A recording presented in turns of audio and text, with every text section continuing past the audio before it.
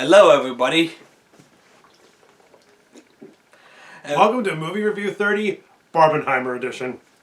You mean like a double feature edition? And wait, Barbenheimer? Oh. This is in reference to when Barbie and Oppenheimer both released simultaneously. And both. Oh, you okay? Yeah, I'm right. And both movies were a surprising hit. Oh yeah. And Toledo, we were watching Oppenheimer first. Well, technically, we were watching it on my Blu-ray disc, and Brock didn't have the chance to see it in theaters because Personal stuff. but he did finally manage to see it here, Yep. and It was really good for what it was. yeah, and it was shows. This was directed by Christopher Nolan, who you may know him for the Dark Knight trilogy, Inception, and so on. And I believe he did a lot of research on the history of the man that would create bombs that could. That could bring about our doom. And yeah, I mean, and what made Oppenheimer a really damn good historical film? Well, the story, the acting, the characters. And the visuals effects, like there was no computer generated effects. These were actually effects that were actually done on camera. Yeah, they were all practical. Yeah, and pretty shocking effects. Like Pretty much. because I did watch behind the scenes of it a bit where he wanted to recreate the nuclear.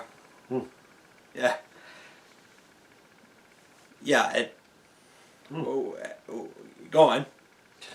What I liked about it is that when you think about the movie's a character study about Oppenheimer. Yeah, because his name's in the title. I mean, it's more about the character who's through his POV. Yeah, and despite popular theory, it's not just focused on the bomb. Although it is there is parts about it. Yeah, and yeah, it's all about him like creating a weapon that he would use it against Germany, but Germany surrendered, and tragically, Japan was the next target since Italy was long out of the picture.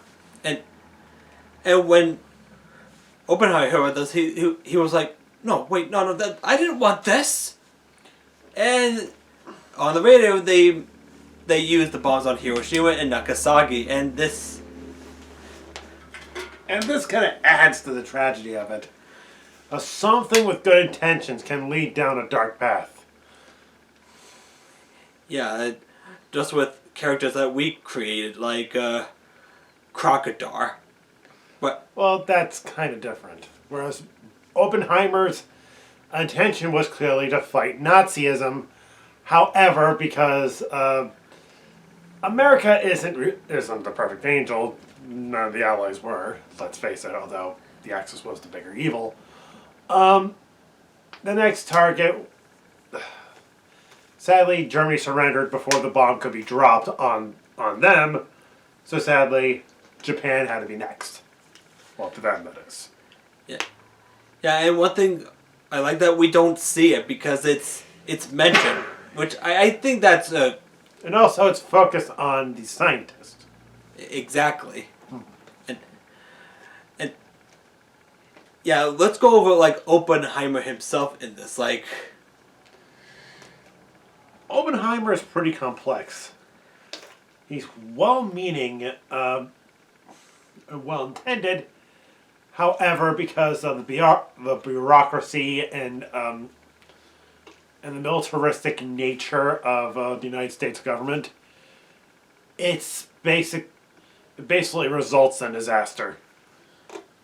yeah, we could tell by his body language, especially his expression of what he's done, and the Americans think that this is a good thing, but But all of it just For the long run, all it resulted in was dire consequences. Not only were a crap ton of civilians murdered, well, not murdered, well, yeah, murdered and sacrificed as a result of the war, it prolonged of the possible inevitability of mankind's doom. Oh yeah, I mean, especially his infamous speech where he says, "Now I've become death, the destroyer of worlds." Which, minor spoiler, that was foreshadowed. Oh, oh yeah, and also with the score in this. Oh my god, the score is very haunting to listen. Oh yeah. I mean, it's almost like a mix of 80s score with modern tragic score, and Yep. because anytime you hear that score, I'm like, Oh yeah, there are some moments in that movie that are haunting. And the film is not afraid to show that. It's nowhere near the graphic imagery of Threads, but but Oppenheimer is not afraid to tell you, hey, this is a bad thing, and this movie will let you know. yeah, oh yeah, pretty much. And also Robert Downey Jr. is in this movie, and he plays this. Okay, we don't know the character's name. If anyone could correct us in the comments, he plays this like some senator or business. Probably a senator. Yeah, who's sort of the antagonist, but not really. Like it's like Yeah. Well, the thing is, a lot of the characters here are fallible. yeah, You gotta love stuff like this. They're not completely evil. They're just human. yeah. And one thing I like about this film, it doesn't really have a villain, and it's one of those movies that doesn't really need one, Yeah, right? pretty much. And also, let's go over the sequence itself, the test bombing. Like, Yeah, let me tell you, I was sitting in front too close to the TV that I had to step back a bit for the explosion scenes. because I was telling you, it's happening. Yeah. And the music was building it up, counting down to like 20 minutes. And they all, like, dun, dun, dun, dun, dun, dun. And then, Yeah. and also that special effect of that explosion, because this was not stock footage, no CGI. This was actually, The real deal. and we hear the phrase again, "I become death to destroy worlds," and then Pretty much. yeah, and everyone was wearing these glasses. Yeah. And again, like you said before, this would foreshadow Hiroshima, and and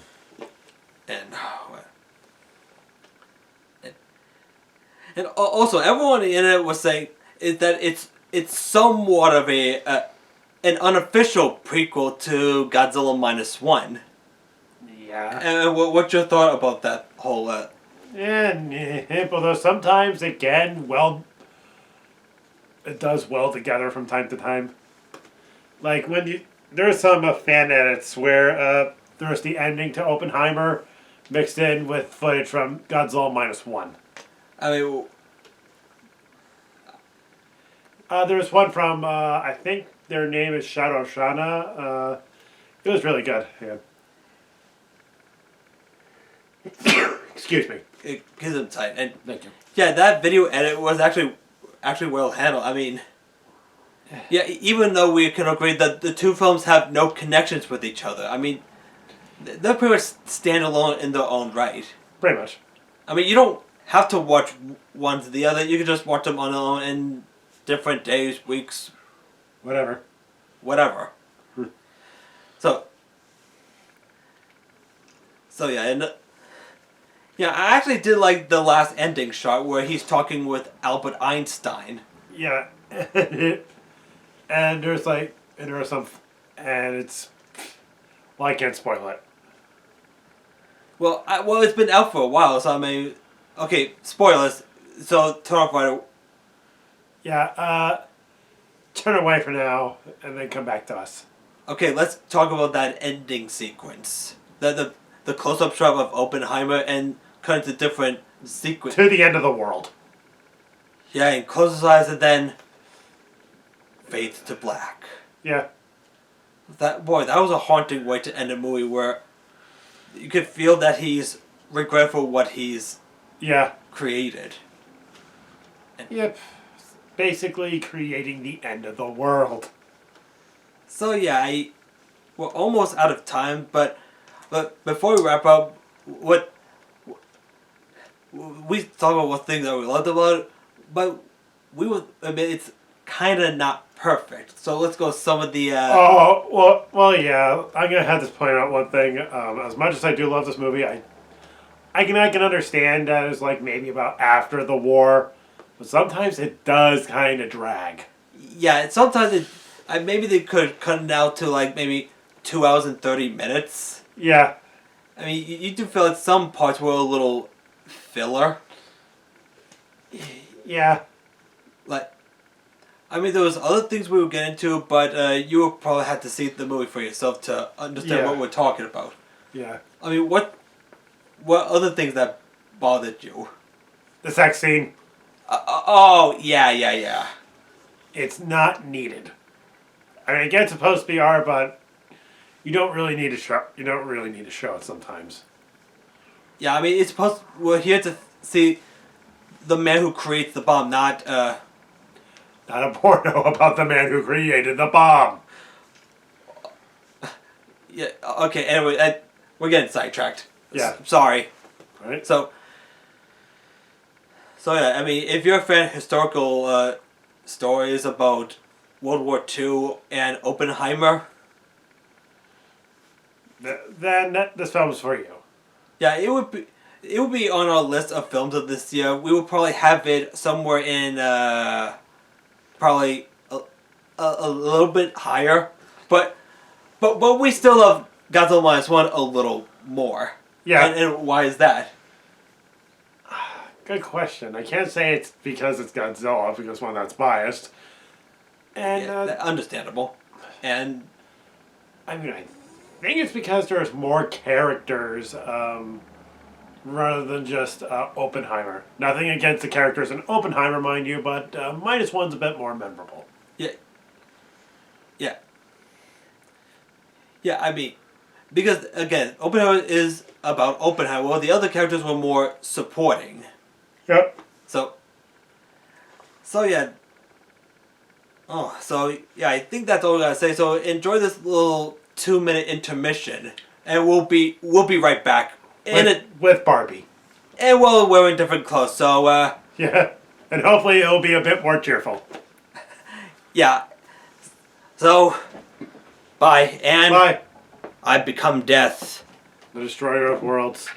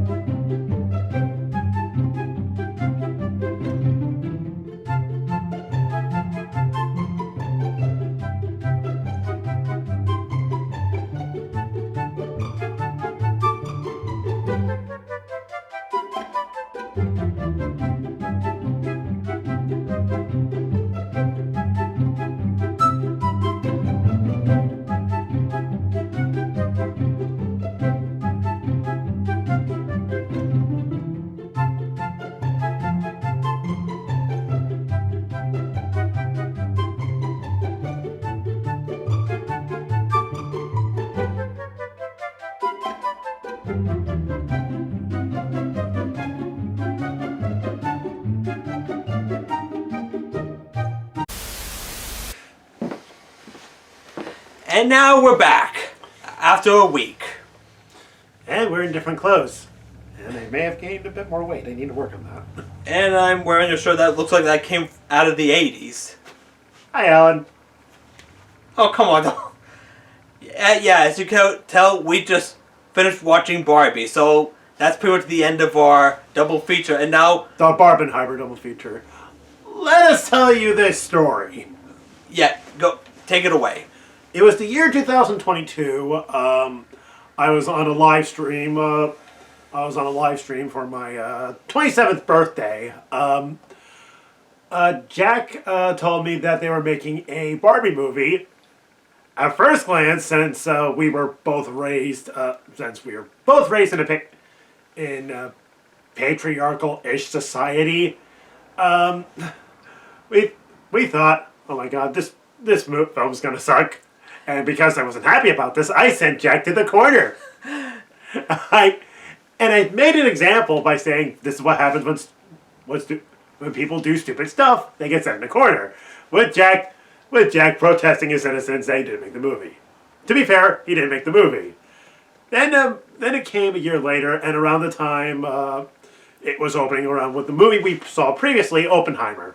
Hence the term Barbenheimer. And surprisingly, this film was surprisingly good. Yeah.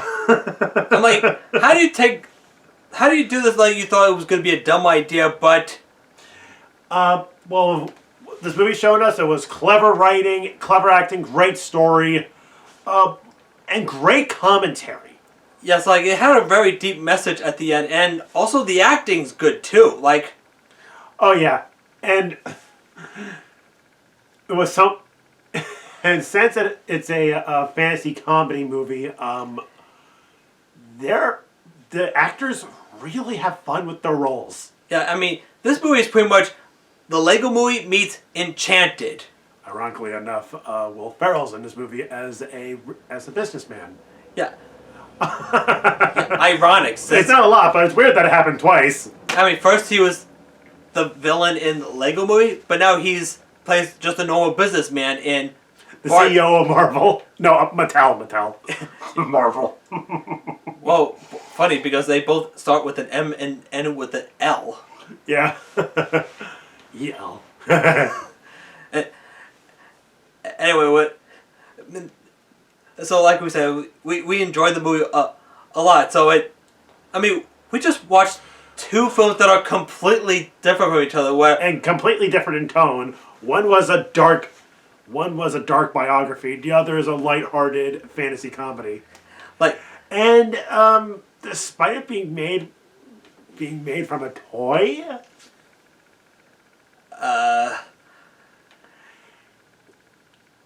there's some adult stuff in it. Yeah, not too adult, so don't worry. Yeah, and to let you know, this is not a kids movie, so don't have your 6-year-old watch this. So yeah, don't let the title fool you. Yeah, because you should read the parent's guide on IMDb, like I did. Yeah, and this movie surprised us in every way. And so yeah, I would say it's up there with other films based on toy lines. So it's up there with Transformers: Rise of the Beast, Transformers: Rise of the Beast, Lego Movie, absolutely, and anything else. Playmobil. I'm kidding. That film sucked. Okay, I forgive you for that. But I would say it's definitely better than the Garbage Pail Kids movie, for sure. Yeah, that was one of the worst films in existence. And thank God we never grew up with that piece of garbage. Oh God, I just made a pun. Yeah. Yeah, I mean, it's a good thing we never grew up with that film, right? Yeah. Because the first time I knew about it was from the Nostalgia Critic. Yeah. Okay, anyway, back to Barbie. So yeah, first we could go over the characters. And yes, there are characters in this movie. Yeah, and the characters are well done. And a lot of them, like the humor, are tongue in cheek, and that's what I kind of love about this movie. And also, Margot Robbie was surprisingly good in this. And Ryan Watson as Ken, just playing a stupid himbo. Listen, yeah, when I watched it twice with you, I actually forgot Michael Cera was in this as Alan. Until Alan was an actual doll, as I... Yeah, I mean, I think he's kind of aware of his history, and that adds to the charm to this movie. Yeah, because they stopped making Alan dolls for some... I guess he wasn't all that popular back then. And then there's the pregnant pregnant doll. I can't remember what it was, but I kind of love the narration stating, because having a pregnant doll is just weird. And also adding in dolls that were banned for a reason, too. Yeah. Which... Yeah, we're not going to get into that, but let's... Yeah. But... And also, when the movie starts out with Barbie being the stereotypical Barbie, like, "Hi, Barbie! Hi, Barbie! Hi, Barbie!" But then the next day, she's starting acting like a real person. Yeah. And she goes on a quest to the real world, going through these, like, choppy transitions, which I think was supposed to be choppy. Yeah, oh, man. And she meets the woman who is... Who was the creator of Barbie? no, I mean, like, the woman she shares the same feelings as her. Like, drawing these sad... Yeah, there's this whole thing, I mean, which kind of adds to it, I guess. And also there's, like, a funny montage where Barbie accidentally steals clothes. Yeah. And also there's... And they do, like... Yeah, and that's become, like, a meme. Yeah. Where everyone was doing it on DeviantArt, Twitter... Yeah. Or maybe even Facebook. I thought about doing that for pandemic villains like Guy and Crocodile, Half Crocodile, like... And Guy, like... Yeah. And also, Will Ferrell was actually funny in this. Oh, yeah. I mean, he's not in the movie all that much, but when he's on screen, he does really funny, stupid stuff. And also, I'm surprised it had really good writing, because I thought this was going to be a stupid kind of film, but... No, this film has a lot of clever jokes that will make you laugh out loud. And also had a very deep message, believe it or not. And okay, now we're back to, like, the creator of Barbie, like... Well, her name's... I can't remember her name. I'm so sorry, everybody. Yep. I think Ruth Handler. Yeah, Ruth Handler. Thank you. Oh, Handler. Ruth Handler. Funny enough, something similar to this was made years before, but was a documentary called The Toys That Made Us. I recommend that. Really great series. Yeah, and again, its ending was kind of similar to the Lego movie. Except there wasn't a silly cliffhanger. Because this one had an intended ending. Yep. And because I saw this movie in theaters with my mother, and there was almost moments where my mother almost kind of cried at... Yeah. What? Nothing. Anyway, and also, what were your, like, favorite jokes in that movie? Anything involving the businessmen and the Kens. They're just so goddamn dumb. I love them for it. And also, my favorite joke would be the sad, depressed Barbie. Like... Yeah. I'm like, wow. And also, they actually referenced the Snyder Cut of Justice League. Yeah. I guess the director was probably a fan of that version. Probably. I mean, I'm not saying it as, like, a metaphor, but you get what I mean. Yeah. And, oh my god, what else is there? I mean, so much has happened in that movie. Oh, and also the part where Ken just throws off all of Barbie's dresses. It's just like a tagline saying, like, I can't remember. Like, I'm no expert on Barbie, so please bear with me. Yeah, I mean... It just stops and it's like, before going right down to the ground. Yeah, like this. Yeah, like a little silly freeze frame. I mean, how in the world did they manage to edit that? Like... I don't know. I mean, there's also had some practical effects there, which I kind of love about this film. Yeah, I mean, there is CG, but they don't use it all that much. I mean, and also the sets. Oh my god, the sets in Barbie Land, like... Oh yeah, it's up there with, I had, like, say, How the Grinch Stole Christmas. Yeah, exactly. The Jim Carrey one, the one that's actually good. Yes, and... Nothing against Boris Karloff. Right. Okay, Giving off track, moving on. Yeah.